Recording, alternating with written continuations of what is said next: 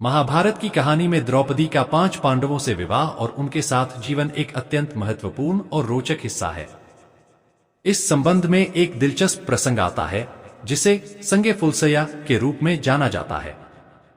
यह घटना द्रौपदी के जीवन और उनके 5 पतियों के बीच के जटिल संबंधों को गहराई से दर्शाती है। अब मैं आपको इसी कहानी को विस्तार से और सरल भाषा में बताता हूं।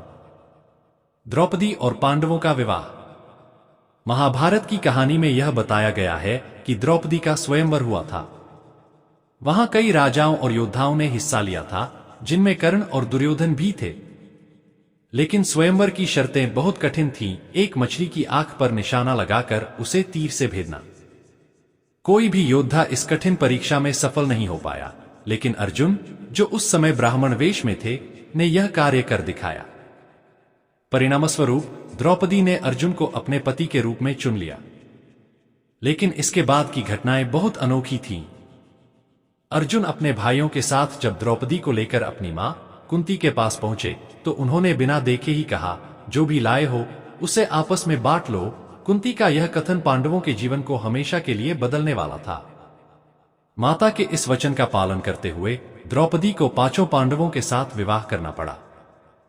5 पतियों का एक ही पत्नी से विवाह। द्रौपदी का 5 पतियों से विवाह एक असाधारण घटना थी। उस समय की सामाजिक व्यवस्था में यह एक अनोखी बात थी कि एक महिला के एक से अधिक पति हों। लेकिन महाभारत में इसे नियति और धर्म का पालन मानते हुए दिखाया गया है। द्रौपदी का विवाह 5 पांडवों से हुआ, और यह विवाह सिर्फ सामूहिक नहीं था, बल्कि उसने इन 5 भाइयों को आपस में और भी मजबूती से जोड़ा। अब सवाल उठता है कि द्रौपदी अपने 5 पतियों के साथ कैसे रही। 5 पतियों के साथ उसके संबंध कैसे थे और वह एक पत्नी के रूप में उनका साथ कैसे निभाती थी। संगे फुलसया की कथा। 5 पांडवों के साथ द्रौपदी का जीवन बहुत जटिल और नियमबद्ध था। हर पांडव के साथ द्रौपदी का समय बंधा हुआ था। एक निर्धारित समय तक द्रौपदी एक पांडव के साथ रहती थी। यह व्यवस्था इसलिए की गई थी ताकि भाइयों के बीच किसी प्रकार की ईर्ष्या या वैमनस्य न हो। इस व्यवस्था को संगे फुलसया या फूलों के बिस्तर का नियम कहा जाता है।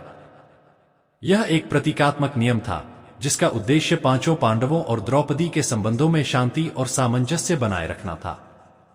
ऐसा कहा जाता है कि जब द्रौपदी किसी एक पति के साथ होती थीं, तो उस समय अन्य पांडवों को उनके निजी स्थान में हस्तक्षेप करने की अनुमति नहीं होती थी।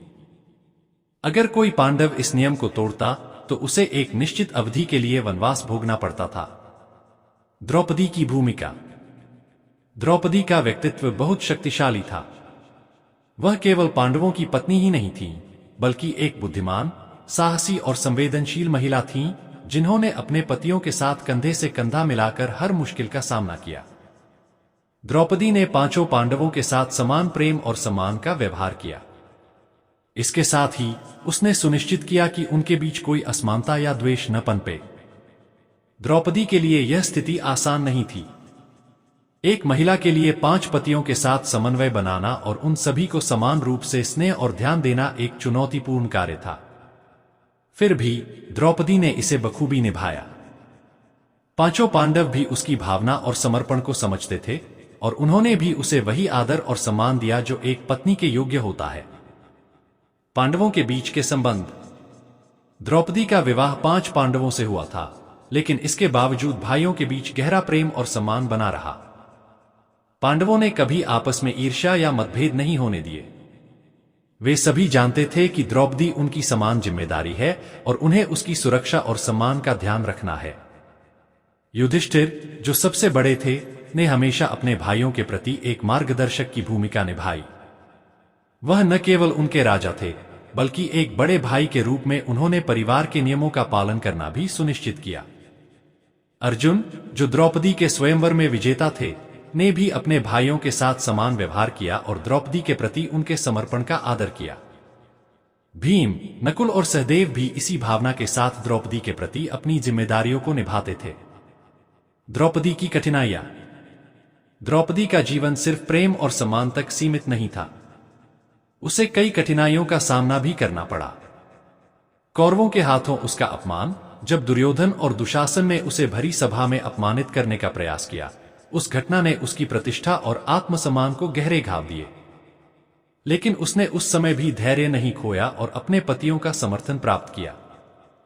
यह घटना महाभारत के युद्ध का मुख्य कारण बनी। द्रौपदी ने कौरवों के इस अपमान का बदला लेने की ठानी और अपने पतियों को इस युद्ध के लिए प्रेरित किया।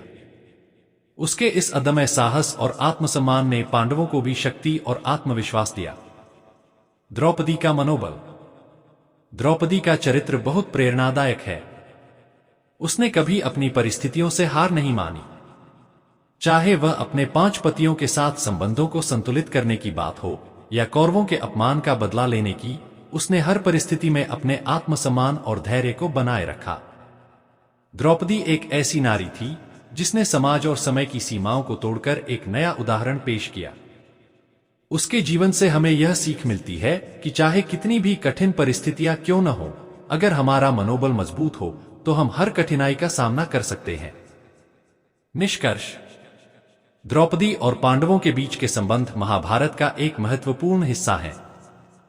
संगे फुलसैया की कहानी इस बात का प्रतीक है कि कैसे उन्होंने अपने संबंधों को संतुलित किया और एक जटिल पारिवारिक जीवन में शांति और सामंजस्य बनाए रखा। द्रौपदी का जीवन न केवल पांडवों के साथ उनकी पत्नी के रूप में महत्वपूर्ण था, बल्कि उसने उनके जीवन में एक शक्ति और प्रेरणा का भी कार्य किया। इस कथा से हमें यह भी समझने को मिलता है कि रिश्तों में समानता, सम्मान और समझौता कितना महत्वपूर्ण होता है। द्रौपदी ने अपने 5 पतियों के साथ जो रिश्ता निभाया, वह केवल व्यक्तिगत नहीं था, बल्कि उन सभी के बीच एक गहरा आध्यात्मिक और भावनात्मक बंधन था।